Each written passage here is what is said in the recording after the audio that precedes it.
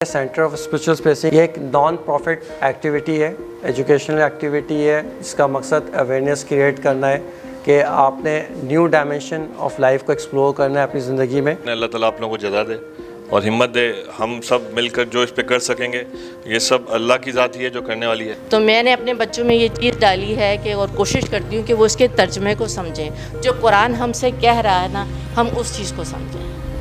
बस सिर्फ इतना जानती हूँ कि इंसान कितना भी इल्म हासिल कर ले तो मैं हर वक्त अपने आप को कहती भी हूँ और समझती भी हूँ कि मैं स्टूडेंट हूँ। ऊपर वाले पे फेथ आपका ज़्यादा बढ़ता जाता है एंड सेकेंडली आपकी पर्सपेक्टिव जो है वो ज़िंदगी का चेंज हो जाता है। कल्ब जो है वो है ही स्पिरिचुअलिटी। अल्लाह की तरफ से जो इल्म आता है वो आपके कल्ब में आता है। So that is the beginning of the life. So इस चीज़ से एक चीज़ तो लेके जाएं कि अब काम दिल पे करना है, दिमाग के ज़रिए शायद। और जवाब दिमाग में नहीं आता, दिमाग सिर्फ सवाल करता है, जवाब दिल देता है और ज़बान में अल्लाह ताला तासीर दे देता है तो सुनने वालों में असर आ जाता है। That is not everything. मैं जितना भी कोशिश कर लूँ I won't get everything in this world. Details को समझते हैं, सही है ना। तो इसकी जो डिटेल है, पहली बात तो ये समझ लें कि इंसान के एक्शंस की दो बड़ी कैटेगरीज हैं, गुड और बैड। अच्छा, कोई ट्रांजिएंट नहीं होती, मतलब हम अपने आप को धोखा देते हैं कि हमने क्या किया, रिश्वत से पैसा कमाया और मस्जिद बना दी। कॉमन बात है, बहुत ही कॉमन बात है, हैं? बेईमानी से पैसा कमाया और ज़कात दे दी। हमारे माशरे में ये बीमारी बहुत कॉमन है, हैं? किसी का माल हड़प किया और किसी लड़की की शादी करा दी। हड़प किया था 5 करोड़ रुपया और 5 लाख से एक बच्ची की शादी करा दी, यतीम बच्ची की। अच्छा, फिर हम क्या समझते हैं? नहीं, हमने जस्टिफाई कर लिया, हमने तो कमाया इसी के लिए था, हम तो रॉबिन हुड हैं, अमीरों को लूटते हैं, गरीबों की मदद करते हैं। आप समझ रहे हैं? तो ये काम नहीं है। आपका एक्शन बुरा ही रहेगा, ये आप अपने दिल को सिर्फ तसल्ली दे रहे हैं। ये आप जो रॉबिन हुड वाली पॉलिसी है ना कि फ़लाँ को लूट लिया तो फ़लाँ जगह लगा दिया, ये रॉबिन हुड के हद तक तो कहानियों में तो बहुत अच्छी थी, ठीक है ना। अल्लाह क्या ये करेंसी अल्लाह ताला क्या एक्सेप्टेबल नहीं है।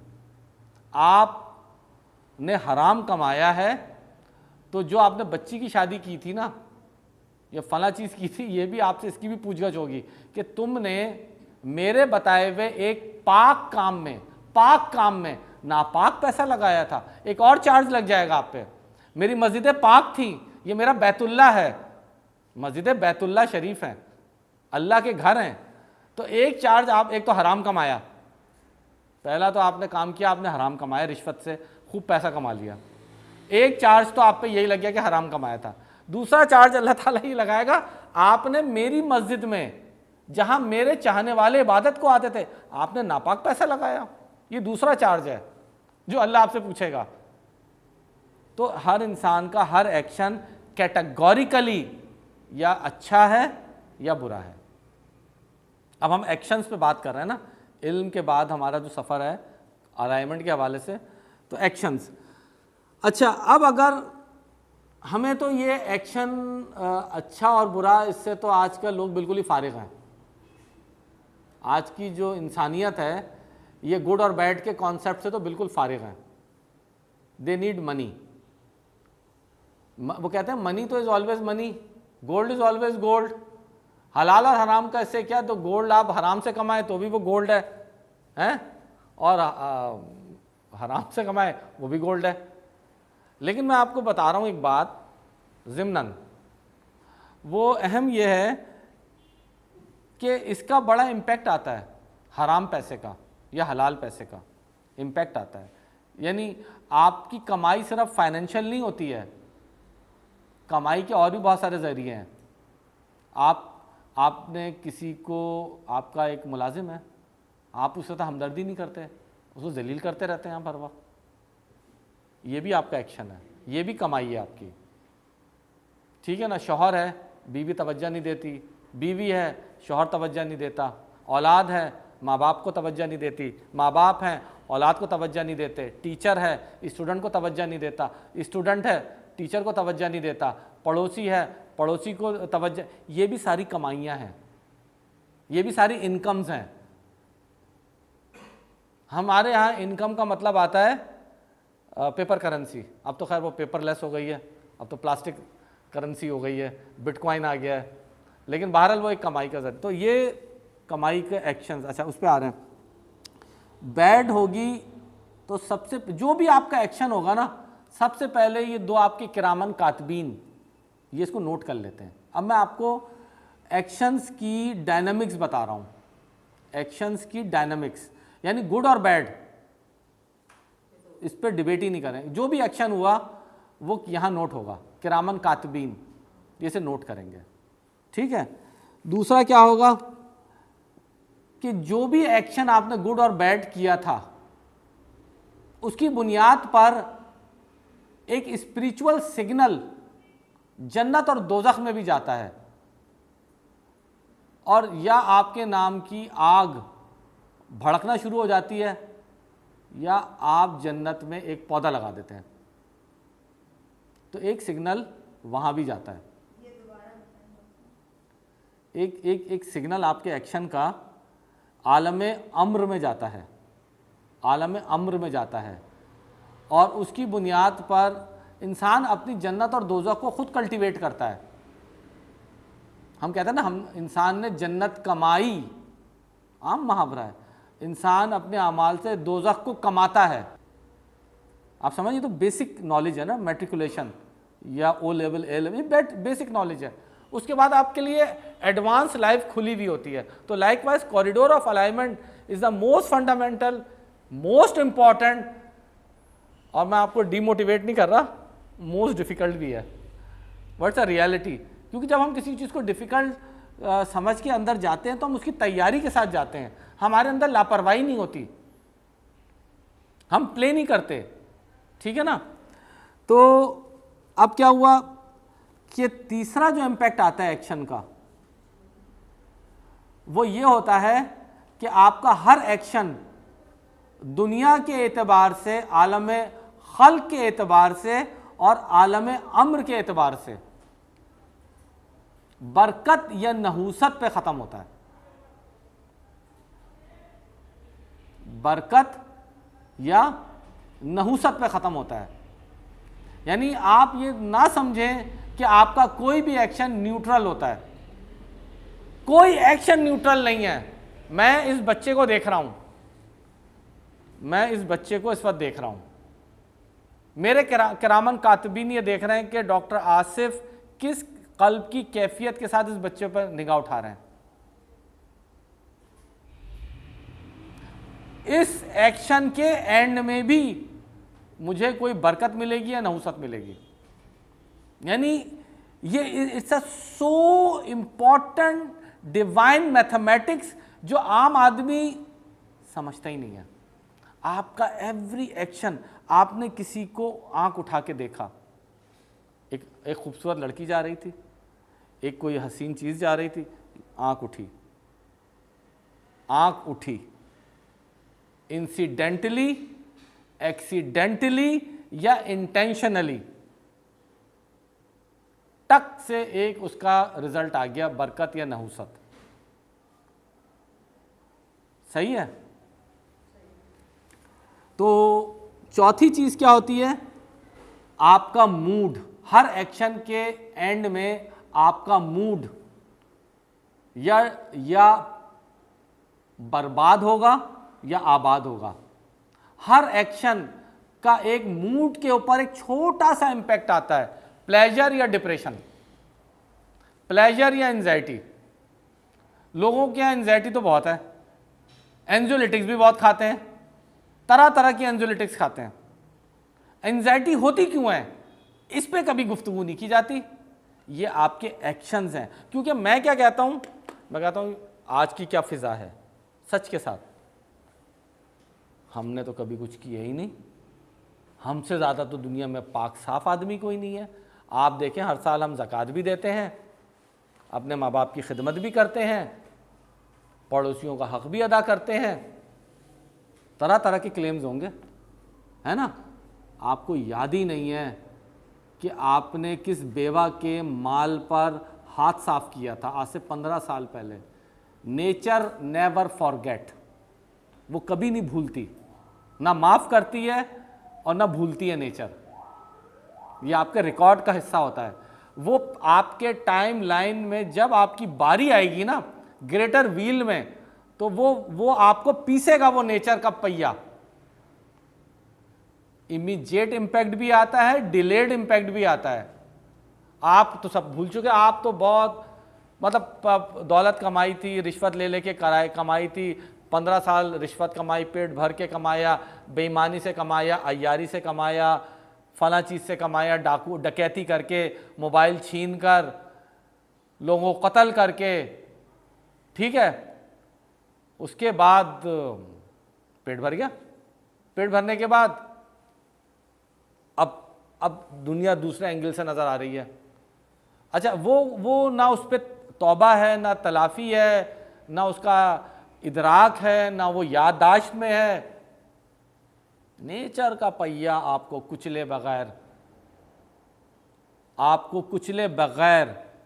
नेचर का पहिया आपको कुचले बगैर दुनिया से जाने नहीं देगा, या नेचर का पहिया आपको दिए बगैर, नवाजे बगैर दुनिया से जाने नहीं देगा। ये बॉटम लाइन है, ठीक है। तो आपका जो मूड है ना, एंजाइटी पे बात हो रही थी, लोगों को याद ही नहीं होता कि उन्होंने किस किस वक्त लोगों के दिल दुखाए थे, किस किस वक्त उनके जुमलों से किसके दिलों के अंदर सुराख हो गए थे। याद ही नहीं होता किस वक्त हमने हॉर्न दिया था किसी को गुस्से से और उसके दिल में क्या कैफियत थी। मैंने कितनी दफ़ा हॉर्न दिया लोगों को, अब मुझे याद भी नहीं मैंने कितने लोगों को सिर्फ हॉर्न दे के दुख पहुंचाया, मुझे नहीं याद है, मुझे बिल्कुल भी याद नहीं है। एज अ ड्राइवर मैं अल्हम्दुलिल्लाह 30 साल से गाड़ी चला रहा हूँ, पता नहीं कितनी दफ़ा मैंने लोगों को शायद अपनी ज़िंदगी में गलत ओवरटेक किया हो, ये मेरी मेमोरी का हिस्सा था, लेकिन डॉट आ गया, मेरे उस चीज़ पे डॉट आया हुआ है। अच्छा, मुझे पता भी नहीं है, मैं तो कह रहा हूँ मैं तो बहुत अच्छा ड्राइवर हूँ, मैं तो बहुत I am the superior driver, मैं तो बहुत सेफ ड्राइवर हूँ। ये एक कॉमन बात है। तो मूड के ऊपर इंसान के इम्पैक्ट आता है। फिर क्या है, श्योर,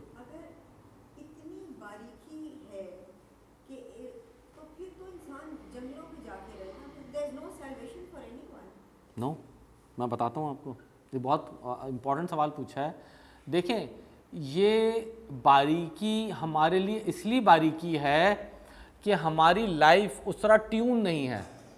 एक आदमी की लाइफ अगर अच्छे अंदाज में ट्यून हो जाए तो ये बातें उसकी टिप्स पे होती। जैसे मैं एज अ डॉक्टर, अगर मैं आपके कान में स्टेथोस्कोप लगा दूं, and if I put the bell of the stethoscope on the chest of the patient, you will not be able to listen any voice।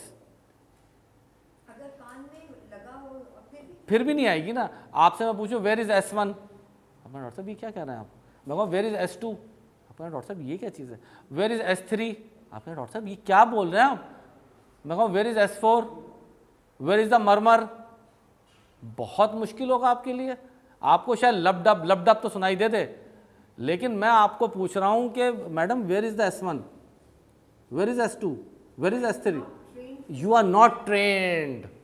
तो उसके लिए जो अनट्रेंड आदमी है ये लाइफ बहुत मुश्किल हो गई, लेकिन जो ट्रेंड आदमी है उसके लिए ये हम बताएंगे ये आ रही है मैडम, इसमें तो रिगर्जिटेशन की मरमर आ रही है, क्योंकि I am a trend person.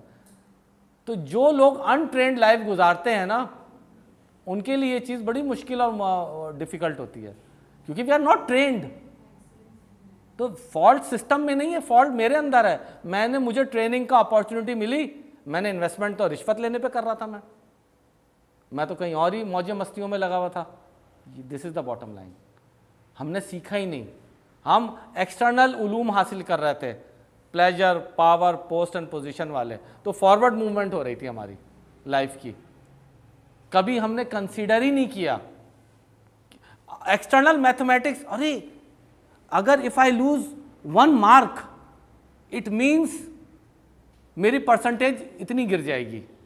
We are so calculative. अरे भाई वो कह रहा है लिमिटेड फ्लैट्स आर अवेलेबल, सुबह ही चलना है, लाइन में सबसे पहले खड़ा होना है। We are so calculate. जब दीगर चीज़ें होती हैं कितनी उसमें हमारे एक एक minute to minute, second to second, अरे भाई बोर्डिंग हो रही है, निकलो निकलो, बोर्डिंग टाइम ये है, लेट हो गए फ्लाइट निकल जाएगी हाथ से।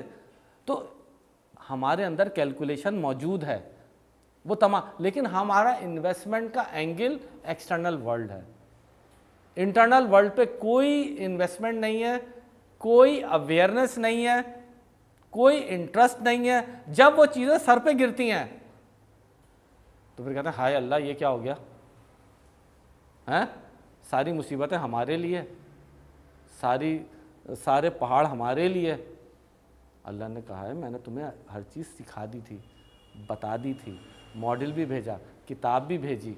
तुमने फिजिक्स की किताबें तो पढ़ ली थी, तुमने केमिस्ट्री भी पढ़ ली, सर जी अकाउंटिंग की भी बड़ी बड़ी कोई किताबें होती होंगी, है ना, वो सब पढ़ ली थी हमने, और भी दीगर चीज़ों की, है ना। लेकिन अलहम शरीफ का कभी तर्जुमा नहीं पढ़ा, सूरह अखलास का तर्जुमा नहीं पढ़ा। तर्जुमे से मुराद मेरी बिटवीन द लाइंस नहीं पढ़ा। यहाँ तो अरे देखते हैं यार ये ज़बरदस्त आज इसका आर्टिकल आया है, यार इसको आराम आराम से पढ़ेंगे, समझ के पढ़ेंगे। एब्स्ट्रैक्ट पेंटिंग्स को समझने की कोशिश करते हैं, अरे उसका ये ब्रश, उफ़ो ये देख रहा उसमें मैसेज ये है। आप ह्यूमन कैपेसिटी को हम कहाँ इन्वेस्ट कर रहे हैं? किताबें लिखी गई हैं किसके ऊपर? मोनालिसा की स्माइल पर।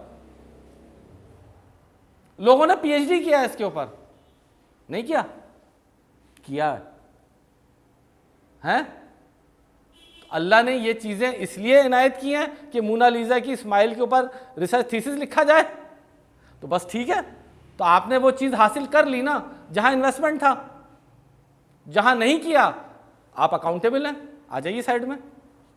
आपने गाड़ी चला ली पेट्रोल भर के, लाइसेंस नहीं था, जब पकड़े जाएंगे तो वो लाइसेंस पूछेगा, पेट्रोल थोड़ी पूछेगा। आप कहेंगे अरे अरे रुको रुको रुको, पुलिसमैन हे स्टॉप स्टॉप, मेरे पास पूरा वो petrol is everything is there, ये पेट्रोल भी भरा हुआ है, ये ऑयल भी भरा हुआ है, ये देखो सारी चीज़ें, ये इसका फिटनेस सर्टिफिकेट भी है। Madam where is the driving licence? हाँ ना, वो नहीं लिया था। वो कहेगा साइड में आ जाइए आप, वो कहेगा साइड में आ जाए आपको मैं टिकट दूंगा अब एक, हैं? तो ये चीज़ है, यही चीज़ है। मैं ये कहता हूँ भाई 75% एक्सटर्नल वर्ल्ड में इन्वेस्ट कर दे, 25 तो इस यूनिवर्सिटी में भी टाइम दे देना, 25% तो दे दें इस यूनिवर्सिटी में। 6 ग्रेजुएशन जो MBBS की होती है वो 16 ईयर एजुकेशन है। बच्चा 16 साल झक मारता है इदारों में, भाई 16 महीने तो इस यूनिवर्सिटी में दे दो। 16 मास्टर्स 18 ईयर्स का होता है, भाई यहाँ 18 महीने तो दे दो। Equation is very clear. तो 4 हो गए। 5वां जो लॉस होता है ना आपका, वो लॉस ऑफ मोटिवेशन होता है। आप देख लें जितने लोग, मैं आपको बता नहीं सकता, मैं जिस शोबे से वाबस्ता हूँ, मतलब एक दफ़ा मैं एक जगह गया एक साहब के साथ, आप यकीन जाने कि उनका घर क्या था, मतलब मेरे पास अल्फाज नहीं है कि गाड़ी जो है ना, गाड़ी तकरीबन 25 मिनट्स एक जगह चले चली जा रही है। मैंने कहा कि भाई वो जिनके घर जा रहे हैं उनका घर कब आएगा? कह रहे हैं डॉक्टर साहब उनके घर में ही तो चलना है। मैंने कहा घर में चलना है? अरे मैंने घुमा के देखा, आबशारें, स्विमिंग पूल्स, एक एक पोल ब्रास का, गोल्ड प्लेटेड, मतलब 25 मिनट ये मैंने मंजर देखा। मैं कह रहा हूँ यार भाई जिसके घर जा रहे हैं वो घर कब आएगा? वो कहने लगा डॉक्टर साहब घर में ही तो चल रहे हैं हम सारा ये। लेकिन दिल से जब मैं उनके मिला, उनके दिल से जब मैं मिला तो दिल खाली था। अभी परसों मेरे पास उनकी कॉल आई हुई थी, परसों ही कॉल्ड मी वंस अगेन। ये कराची की बात नहीं, कराची से बाहर की बात है। मैंने कहा, अब वो किसी के रेफरेंस से आई थी, तो मैंने उनको क्या कहता मैं, मतलब कुछ नहीं कह सकता मैं, कुछ कह ही नहीं सकता। मतलब he is 70 years old, rather 75 years old, Sikh gentleman, multi billionaire, ये हाल, दिल खाली था अंदर से। तो मैं ये कह रहा था कि लॉस ऑफ मोटिवेशन होती है, आप डीमोटिवेट हो जाते हैं। देखिए ना, इतना कमाने के बाद तो वो मुझे कहने लगे, जब मैं वो जा रहा था तो उन्होंने, किसी ने मुझे, वो बड़ा सा घर जब मैंने देखा, लॉस ऑफ मोटिवेशन। थोड़ा सा मैं तेज़ चलूँगा ताकि हम अपने टॉपिक को ज़रा जल्दी से कवर कर लें। इसी तरह जब आपका एक्शन अच्छा या बुरा होता है तो आपके जो रिश्ते नाते हैं ना, वो भी या तो आबाद होते हैं या बर्बाद होते हैं, टूट फूट शुरू हो जाती है। इसके अलावा आपकी जो मेमोरी है, मेमोरी लॉस, ये साइंस अब आहिस्ता आहिस्ता इन बातों पे आ रही है। हम कहते हैं ना हमारी याददाश्त कम हो रही है, तो याददाश्त का भी ताल्लुक़ हमारे एक एक्शन प्लान से भी होता है। उसके अलावा हमारी फ़िज़िकल हेल्थ भी जो है ना बहुत ज़्यादा कंप्रोमाइज़ होती है।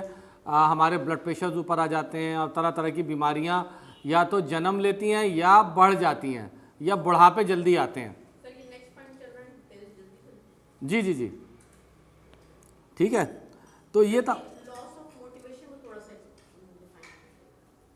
देखिए जो आदमी बुरा होता है ना, वो बुराई कर करके थक जाता है, एक वक्त आता है,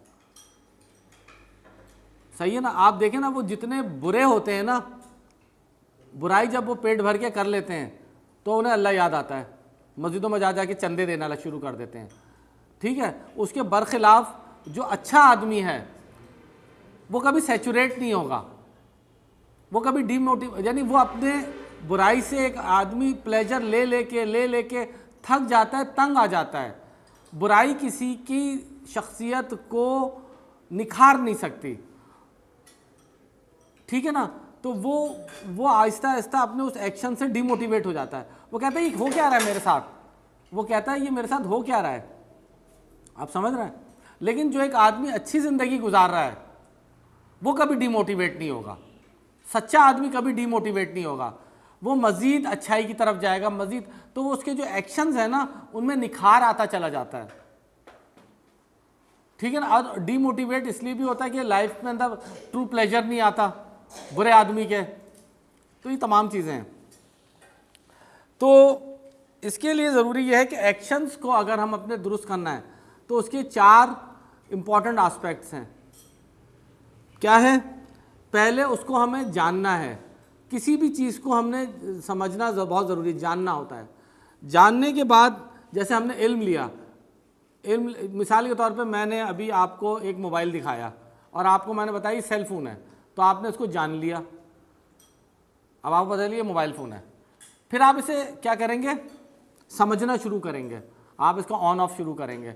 अच्छा, यहाँ से हाथ दबाते हैं ऑन हो जाता है, यहाँ से ऑफ हो जाता है। आप उस डिवाइस को, उस चीज़ को समझते हैं, अच्छा यहाँ से ऑन है, यहाँ से ऑफ है। फिर आप क्या करते हैं? आप उसको सीखते हैं, अच्छा इसमें ये वाले सॉफ्टवेयर हैं, ये एप्लीकेशन है, यहाँ से कॉल जाएगी। फिर आप उसे इस्तेमाल करते हैं। ये 4 स्टेप्स हैं। तो जो लोग कुर्ब इलाही के मुसाफिर बनना चाहते हैं उनको भी इन 4 मराहिल से गुजरना पड़ेगा। जानना, समझना, सीखना और करना, सही है ना। तो अभी कॉरिडोर ऑफ अलाइनमेंट के हम किस स्टेज पे हैं? जानने के। आज हमने जितनी भी गुफ्तगू की हमें समझ में आ रहा है ये कॉरिडोर ऑफ अलाइनमेंट है क्या चीज़, ठीक है ना। हम जान रहे हैं, फिर हम इसे समझेंगे, फिर इंशाल्लाह सीखेंगे, फिर करेंगे इंशाल्लाह। अच्छा, अब इस वाली गुफ्तगू को हम यहाँ रोकते हैं और हम अपने इसको मैंने ना इस सेशन को मुख्तलिफ़ क्लासेस में डिस्ट्रीब्यूट किया है और हम जो आज हम इस काम को आगे बढ़ाते हैं। एक जो चीज़ मैं आपको बता दूं कि जो ये अगली दफ़ा हम इसको डिटेल में डिस्कस करेंगे, लेकिन ताकि कनेक्टिविटी दिमाग में एस्टेब्लिश हो उसको मैं ब्रीफली डिस्कस कर रहा हूँ। वो ये है कि एक होती है इंसान के अंदर कैफियत और एक होती है इंसान के अंदर रूहानियत। जो समझने का अमल है उसके कीवर्ड्स दे रहा हूँ। एक होती है कैफियत और एक होती है रूहानियत, ठीक है ना। कैफियत और रूहानियत एक्चुअली आपके रवैयों को तब्दील कर देती है। अगर मेरे अंदर एक अच्छी कैफियत पैदा हो गई है तो मैं लोगों की मदद पे आमादा हो जाऊंगा, और अगर मेरे अंदर कोई बुरी कैफियत पैदा हो गई है तो मैं गालियां देना शुरू कर दूंगा, बुरा भला करूंगा, लोगों को नुकसान पहुंचाऊंगा। तो ये एक अहम बात थी। और ये चीज़ उस वक्त ज़्यादा पैदा होती है, ये जो डिफरेंस है कैफियत का और रूहानियत का, ये हमारी पिछली गुफ्तगू से आप कनेक्ट करें तो अगर आप नेचर ओरिएंटेड हैं, यानी आपके जो चारों पिलर्स हैं जिस पे आपकी नेचर खड़ी है, अगर वो अलाइन है आपके अंदर ही, तो आप नेचर ओरिएंटेड हैं। और अगर वो कैफियत आपकी जो नेचर के बुनियादी पिलर्स हैं वो आगे पीछे हैं, तो आप नेचर परवर्टेड होंगे। नेचर परवर्टेड, तो जितने गुनाहगार लोग हैं इस कायनात में, इस दुनिया में, वो सारे नेचर परवर्टेड होते हैं। मतलब अब आप इसके अंदर एक लिस्ट है, सोशली जब इंसान नेचरली परवर्टेड होता है, माँ बाप की तौहीन करेगा, मियाँ बीवी का रिश्ते में दरार आएगी, पड़ोसियों के साथ अच्छा नहीं होगा। नेचर परवर्टेड है तो फाइनेंस में अच्छा नहीं होगा, रिश्वतें लेगा, अय्यारी से पैसा कमाएगा। नेचर परवर्टेड है तो सोशल ग्राउंड पे जस्टिस नहीं करेगा, ठीक है। यानी जैसे कि उसके बहुत सारे हैं, अब वो बॉस बना हुआ है तो सबकी धूल लगा रहा है, सबकी तौहीनें कर रहा है, अपने सारे सबॉर्डिनेट्स वगैरह वगैरह।